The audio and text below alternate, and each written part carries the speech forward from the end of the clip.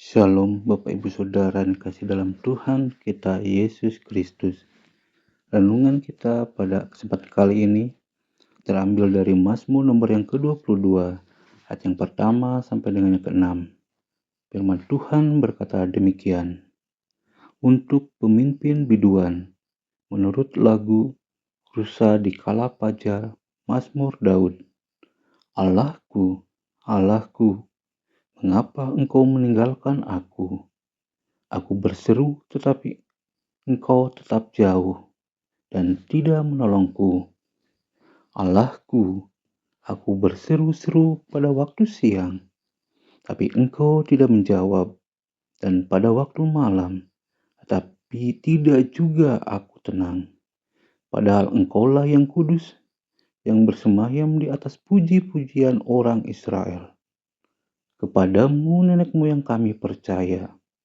Mereka percaya dan engkau meluputkan mereka. Kepadamu mereka berseru-seru dan mereka terluput. Kepadamu mereka percaya dan mereka tidak mendapat malu. Tapi aku ini ulat dan bukan orang. Celah bagi manusia, dihina oleh orang banyak. Bapak Ibu Saudara yang kasih dalam Tuhan kita Yesus Kristus. Kehidupan seringkali membawa kita pada situasi yang penuh dengan tantangan dan penderitaan. Ada kalanya kita merasa sangat tertekan, bahkan mungkin kita bertanya-tanya, di mana Allah berada saat kita sedang sangat membutuhkannya.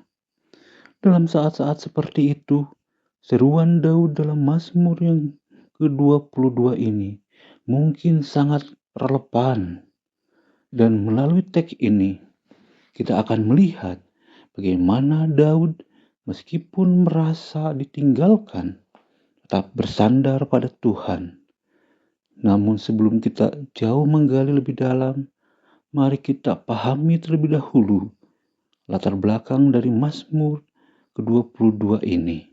Hingga kita bisa melihat dan memahami konteks dari seruan Mazmur ini. Adapun tema renungan kita pada kesempatan kali ini, yaitu menemukan Allah dalam kesesakan. Mazmur nomor yang ke-22 adalah satu dari Mazmur ratapan yang ditulis oleh Raja Daud. Walaupun tidak diketahui secara pasti kapan dan dalam situasi apa Daud menulis Mazmur ini, banyak para ahli yang mempercayai bahwa ini ditulis pada saat-saat Daud sedang berada dalam penderitaan yang sangat besar. Mungkin selama masa pengejaran yang dilakukan oleh Saul, atau ketika ia menghadapi pemberontakan dari Absalom, putranya sendiri. Pada saat itu Daud merasa sangat tertekan, terasing, dan bahkan mungkin merasa ditinggalkan oleh Allah. Tetapi Mazmur ini tidak hanya berbicara tentang penderitaan Daud secara pribadi, tapi juga melihat di dalamnya ada elemen profetis yang merujuk pada penderitaan Mesias, yaitu Yesus Kristus, terutama di dalam ayat yang pertama yang kemudian diucapkan oleh Yesus ketika dia berada di atas kayu salib. Allahku, Allahku, mengapa engkau meninggalkan aku? Kita bisa membacanya di dalam Matius pasal ke-27 ayat yang ke-46. Hal ini membuat Mazmur 22 ini menjadi sangat penting karena tidak hanya mengungkapkan pergumulan Daud, tapi juga menggambarkan penderitaan Kristus yang menanggung dosa dunia. Dengan memahami latar belakang ini, kita bisa lebih menghayati kedalaman makna dari Mazmur ini, baik pengalaman pribadi Daud maupun sebagai nubuat yang mengarah pada pengorbanan Yesus di atas kayu salib. Kalau ibu saudara yang kasih dalam Tuhan kita Yesus Kristus, di ayat yang pertama kita melihat seruan Daud yang sangat putus asa. Dia mengatakan, Allahku, Allahku, mengapa engkau meninggalkan aku? Ini adalah perasaan mendalam yang mengungkapkan perasaan keterasingan Daud dari Allah. Ini bukan hanya sekedar keluhan atau ungkapan dari hati yang penuh penderitaan. Bahkan di saat-saat tergelap, Daud tetap mengarahkan hatinya kepada Allah, memanggilnya sebagai Allahku. Saudara-saudara, mungkin kita pernah merasakan hal yang sama ketika kita menghadapi masalah yang begitu berat. Kita berdoa, kita berseru kepada Tuhan, tetapi sepertinya tidak ada jawaban sama sekali. Namun seruan ini juga mengingatkan kita bahwa meskipun Daud merasa ditinggalkan, Daud tetap memanggil Allah. Hal ini menunjukkan kepada kita bahwa Daud tidak pernah kehilangan imannya meskipun dia merasa sangat tertekan. Lalu di dalam ayat yang kedua, di situ Daud menggambarkan mengenai rasa putus asanya yang berlarut-larut dengan mengatakan, "Aku berseru pada waktu siang, tetapi engkau tidak menjawab, dan pada waktu malam, tetapi aku tidak tenang." Daud merasa seperti Allah tidak menjawab, tapi dia tidak pernah berhenti berdoa. Di sini kita diajarkan pentingnya ketekunan dalam doa. Terkadang jawaban dari Tuhan mungkin tidak segera datang, tapi itu tidak berarti Tuhan tidak mendengarkan kita. Ini adalah ujian iman kita. Ketika kita merasa tidak ada jawaban dari Tuhan, kita seringkali meragukan kasih-Nya. Tapi ayat ini mengajarkan kepada kita bahwa meskipun tidak ada jawaban segera, Allah tetap mendengar dan peduli. Tugas kita adalah tetap setia dalam doa dan bersandar padanya. Lalu di ayat yang ketiga sampai dengan yang kelima, Daud mengalihkan pandangannya dari penderitaannya kepada kenangan akan kesetiaan Tuhan di masa lalu dengan mengatakan, "Padahal engkaulah yang kudus, yang bersemayam di atas puji-pujian orang Israel." Daud mengingat bagaimana nenek moyangnya yang percaya kepada Tuhan diluputkan. Ini adalah contoh bagi kita. Ketika kita merasa terpuruk, kita harus ingat bahwa Tuhan yang sama yang menolong di masa lalu juga bersama kita hari ini. Daud mengingat bahwa para leluhur Israel berseru kepada Allah dan mereka diselamatkan. Mereka yang percaya kepada Allah tidak pernah mendapat malu.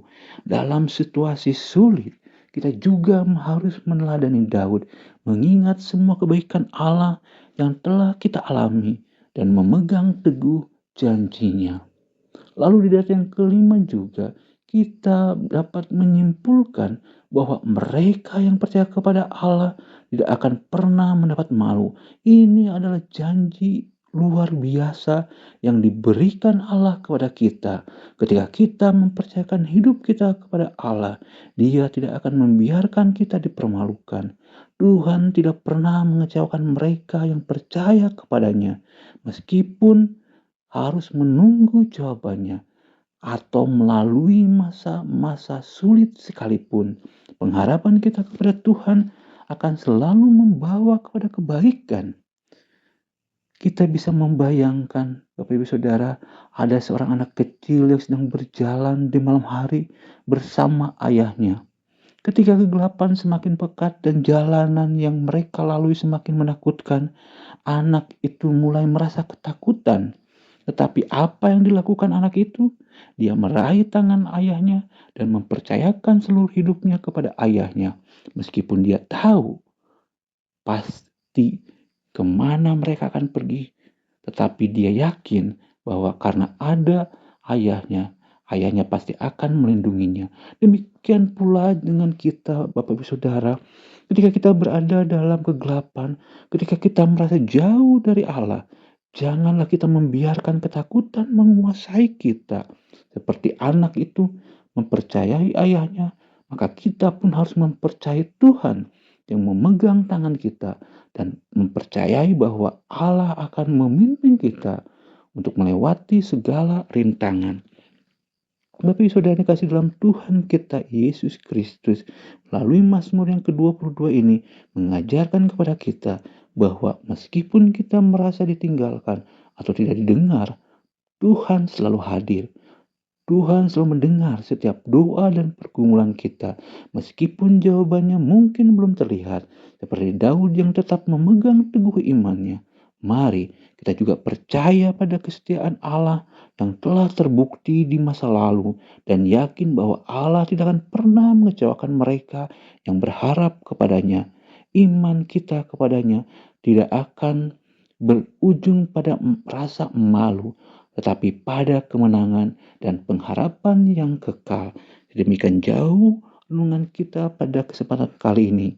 Yang dikatakan berbahagia adalah setiap kita yang membaca, merenungkan, dan melakukan firman Tuhan di dalam kehidupan kita hari lepas hari. Amin. Mari kita berdoa. Terima kasih Tuhan untuk firman-Mu yang boleh kami renungkan pada kesempatan kali ini.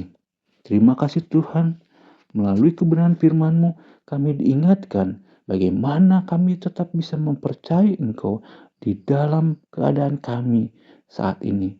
Mungkin ada banyak di antara kami yang sedang mengalami kesusahan, yang sedang mengalami pergumulan, baik itu pergumulan hidup, baik itu pergumulan ekonomi, mungkin permasalahan keluarga, dan lain sebagainya. Tuhan, kiranya Engkau menguatkan kami dalam keberadaan kami saat ini. Apapun yang kami alami, apapun yang terjadi pada kami akan percaya bahwa Tuhan yang memberi kekuatan pada kami. Dan biarlah Tuhan kami boleh selalu berjalan bersama dengan Engkau hari lepas hari. Terima kasih Tuhan Yesus untuk kasih setiamu. Dalam nama Bapa, Putra, dan Roh Kudus, kami berdoa dan bersyukur. Amin.